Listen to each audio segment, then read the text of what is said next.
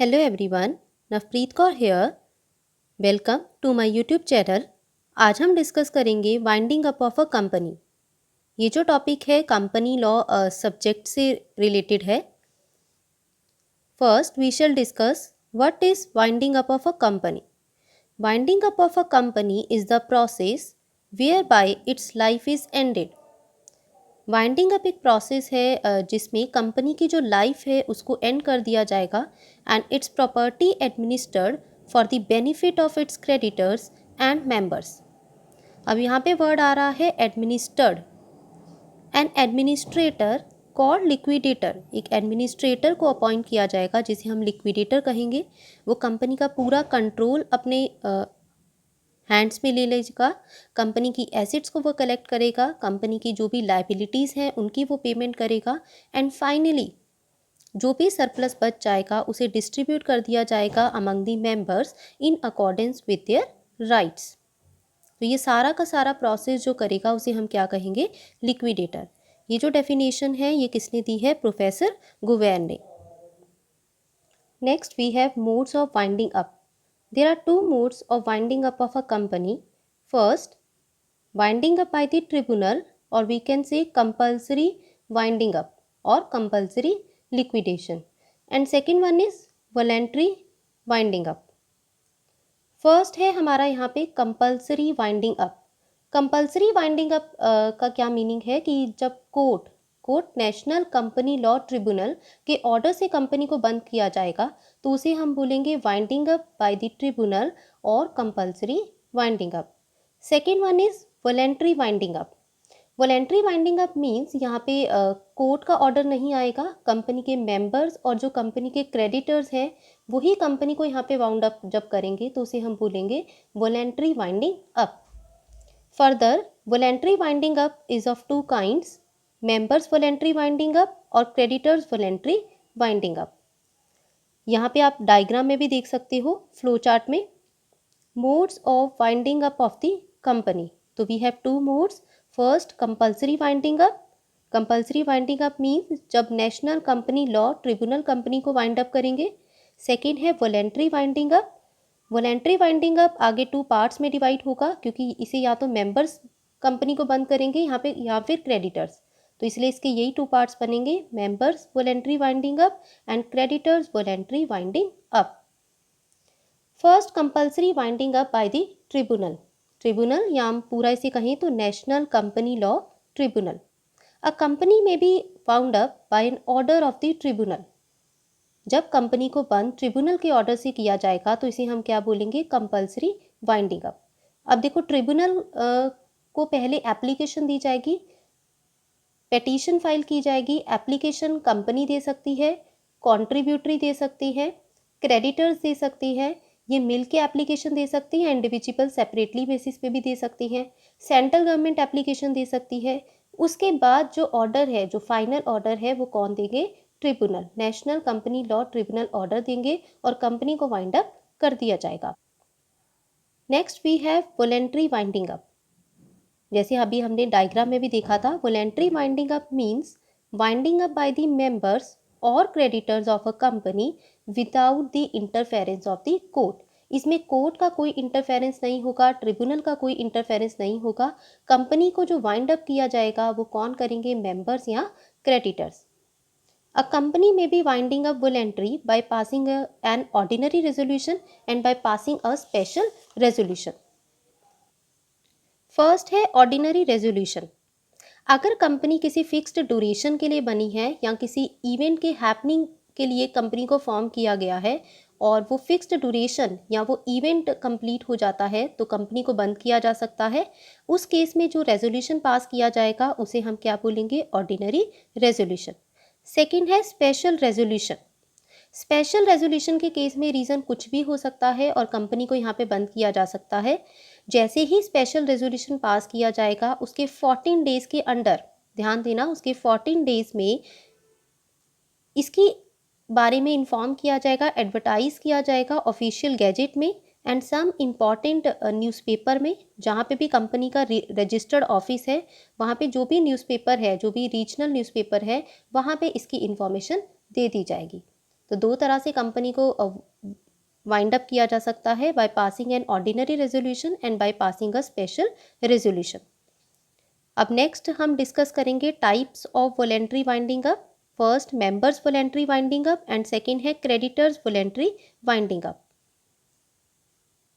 इससे पहले हम इसका प्रोसीजर देख लेते हैं कि कंपनी को जब भी वॉलेंट्री वाइंड अप किया जाता है तो क्या प्रोसीजर रहता है। सबसे पहले बोर्ड की एक मीटिंग बुलाई जाएगी, बोर्ड ऑफ डायरेक्टर्स की। मीटिंग बुलाने के लिए मीटिंग में जिनको भी कॉल करना है एक नोटिस इशू किया जाएगा। नेक्स्ट ऑर्डिनरी रेजोल्यूशन पास किया जाएगा अगर कंपनी एक फिक्स्ड ड्यूरेशन के लिए बनी है और वो कंप्लीट हो चुका है और कंपनी को बंद करना है।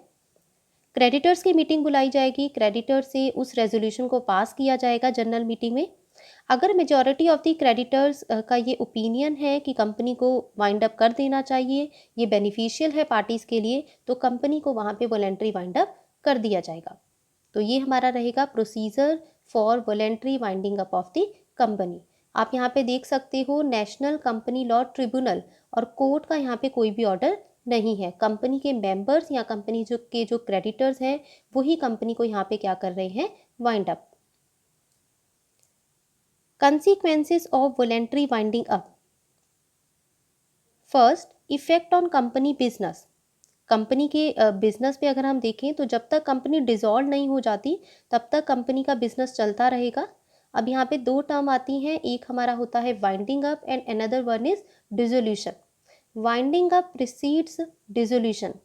वाइंडिंग अप के टाइम कंपनी का लीगल स्टेटस चलता रहेगा, बट डिसोल्यूशन पे कंपनी की पूरी जो कंपनी ही यहाँ पे बंद हो जाएगी और कंपनी का कोई भी लीगल स्टेटस नहीं रहेगा। नेक्स्ट है corporate existence until it is dissolve. Company का जो कॉर्पोरेट स्टेटस है, जो कॉर्पोरेट पावर्स हैं, वो कंटिन्यू रहेंगी जब तक कि कंपनी डिसॉल्व नहीं हो जाती। नेक्स्ट है बोर्ड पावर टू सीज। जैसे ही लिक्विडेटर को अपॉइंट कर दिया जाएगा तो जो बोर्ड ऑफ डायरेक्टर्स हैं या मैनेजिंग या होल टाइम डायरेक्टर्स हैं उनकी पावर्स यहाँ पे सीज हो जाएंगी। नेक्स्ट है avoidance of transfer of shares. कोई भी शेयर होल्डर अपने शेयर को ट्रांसफ़र यहाँ पे नहीं कर पाएगा। नेक्स्ट है इफेक्ट ऑन एम्प्लॉयज़। जैसे ही वाइंडिंग अप का जो प्रोसीजर है वो स्टार्ट हो जाएगा तो लिक्विडेटर चाहे तो कंटिन्यू भी कर सकता है एम्प्लॉयज़ की सर्विसेज को, बट इस केस में एक न्यू कॉन्ट्रैक्ट होगा कंपनी और एम्प्लॉयज़ के बीच में। नेक्स्ट है डिस्ट्रीब्यूशन ऑफ प्रॉपर्टीज़। जैसे ही winding up voluntary winding up का केस होगा, जितनी भी एसेट्स होंगी उनको सेल कर दिया जाएगा, जो लाइबिलिटीज़ होंगी उनकी पेमेंट की जाएगी, जो सरप्लस बच जाएगा, जो प्रॉपर्टी बच जाएगी उसको डिस्ट्रीब्यूट कर दिया जाएगा मेंबर्स में according to their rights. Last point है इसके अंदर notification as to winding up. Company का कोई भी बिजनेस लेटर है, कोई भी इनवॉइस है, ऑर्डर फॉर गुड्स है, इन सब के ऊपर चाहे इनको कंपनी इशू कर रही है या लिक्विडेटर इशू करता है, इन सब डॉक्यूमेंट्स के ऊपर ये मेंशन किया जाएगा that company is being wound up. तो नोटिफिकेशन दी जाएगी कि कंपनी अब बंद होने वाली है, कंपनी वाइंड अप होने जा रही है। तो ये थे हमारे consequences of voluntary winding up. अब यहाँ पे हम कह रहे थे दो तरह की हो सकती है वॉलेंट्री वाइंडिंग अप, या तो मेंबर्स इसको वाइंड अप करेंगे या क्रेडिटर्स करेंगे। तो अब हमारा ये टॉपिक स्टार्ट हुआ है। फर्स्ट है members voluntary winding up. Members किस केस में कंपनी को बंद करेंगे? When the company is solvent. Company solvent है, कंपनी इस पोजीशन में है कि अपने डेट्स की पेमेंट वो कर पाएगी, तो उस केस में जो वाइंड अप किया जाएगा उसे हम क्या बोलेंगे? Members voluntary winding up. Next rules regarding members voluntary winding up. First liquidator को अपॉइंट किया जाएगा, जो हमने स्टार्टिंग में किया था, एक एडमिनिस्ट्रेटर या लिक्विडेटर जो सारा कंट्रोल कंपनी का अपने हैंड्स में ले लेगा, सारी एसेट्स को वो ले लेगा, सारी लाइबिलिटीज़ को वो पे करेगा। तो इसके लिए हम लिक्विडेटर को अपॉइंट करेंगे। Power to fill vacancy in the office of the liquidator. जो मेंबर्स हैं उनके पास राइट होगा, उनके पास पावर होगी कि लिक्विडेटर की वैकेंसी को वो फिल कर सकते हैं, किसी भी पर्सन को लिक्विडेटर अपॉइंट कर सकते हैं। वो जनरल मीटिंग में सारा प्रोसेस किया जाएगा। नेक्स्ट है notice of appointment of liquidator to registrar. जैसे ही लिक्विडेटर की अपॉइंटमेंट की जाएगी उसके 10 डेज के अंडर इसकी जो इन्फॉर्मेशन है, इसका जो नोटिस है वो रजिस्ट्रार को भेजा जाएगा। And liquidator accept shares as consideration. उसके बाद जो लिक्विडेटर है वो सारा का सारा कंट्रोल अपने पास ले लेगा। नेक्स्ट है क्रेडिटर्स वॉलेंटरी वाइंडिंग अप। अगर कंपनी के मेंबर्स या कंपनी के डायरेक्टर्स इस पोजीशन में नहीं है कि वो अपने डेट्स की पेमेंट कर पाए, कंपनी पोजीशन में नहीं है कि अपनी लाइबिलिटीज़ की पेमेंट कर पाएँ, उस केस में जो कंपनी को बंद किया जाता है तो कौन करती है? क्रेडिटर्स। तो उसे हम बोलते हैं क्रेडिटर्स वॉलेंटरी वाइंडिंग अप। इस केस में कोई डिक्लेरेशन ऑफ सॉल्वेंसी नहीं दी जाएगी क्योंकि कंपनी यहाँ पे सॉल्वेंट नहीं है, अपने क्रेडिटर्स की, अपनी लाइबिलिटीज़ की वो पेमेंट यहाँ पे नहीं कर पा रही है। तो उस केस में कंपनी को कौन बंद कर देंगे? क्रेडिटर्स। तो उसे ही हम बोलेंगे क्रेडिटर्स वॉलेंटरी वाइंडिंग अप। अब हम डिफरेंस देखेंगे members voluntary winding up and creditors voluntary winding up. Members voluntary winding up के केस में कोई भी कमिटी नहीं होगी। कमिटी यहाँ पे किसकी बात की जा रही? Committee of inspection. क्योंकि मेंबर्स खुद यहाँ पे बंद कर रहे हैं, कंपनी सॉल्वेंट है, तो कोई भी कमिटी ऑफ इंस्पेक्शन यहाँ पे अपॉइंट नहीं किया जाएगा। क्रेडिटर्स वॉलेंटरी वाइंडिंग अप के केस में कंपनी सॉल्वेंट नहीं है तो इंस्पेक्शन के लिए एक कमिटी को अपॉइंट किया जाएगा जिसे हम बोलेंगे कमिटी ऑफ इंस्पेक्शन। नेक्स्ट है मेंबर्स वॉलेंटरी वाइंडिंग अप के केस में क्योंकि मेंबर्स कंपनी को बंद कर रही हैं तो क्रेडिटर्स की कोई मीटिंग कॉल नहीं की जाएगी। और क्रेडिटर्स वॉलेंटरी वाइंडिंग अप के केस में मेंबर्स की भी मीटिंग कॉल की जाएगी जिसे हम कॉन्ट्रीब्यूटरी कहेंगे। और there will be also a meeting of creditor, मतलब मेंबर्स की भी मीटिंग होगी यहाँ पे और क्रेडिटर्स की भी मीटिंग होगी। नेक्स्ट क्वेश्चन आता है liquidator. Members voluntary winding up के केस में लिक्विडेटर की जो अपॉइंटमेंट है वो कंपनी करेगी in the general meeting. Creditors voluntary winding up के केस में मेंबर और क्रेडिटर, वैसे ज़्यादातर केस में जो क्रेडिटर हैं उन्हीं के पास पावर होगी कि वो लिक्विडेटर को नॉमिनेट करेंगे, लिक्विडेटर को अपॉइंट किया जाएगा। नेक्स्ट है पावर्स। जो लिक्विडेटर हैं उनके पास क्या पावर्स होंगी, इसके लिए स्पेशल रेजोल्यूशन पास किया जाएगा और जनरल मीटिंग में ही जो भी उसकी पावर्स हैं उसको वहाँ पे बताई जाएंगी। क्रेडिटर्स वॉलेंटरी वाइंडिंग अप के केस में लिक्विडेटर के पास क्या पावर्स होंगी, ये कमिटी ऑफ इंस्पेक्शन बता सकती हैं या जो क्रेडिटर्स हैं जिन्होंने उनको अपॉइंट किया है वही उसकी पावर को डिस्क्लोज करेंगे। लास्ट है controlled. Members voluntary winding up के केस में सारा कंट्रोल कौन करेंगे? मेंबर्स, क्योंकि मेंबर्स ही कंपनी को वाइंड अप कर रहे हैं।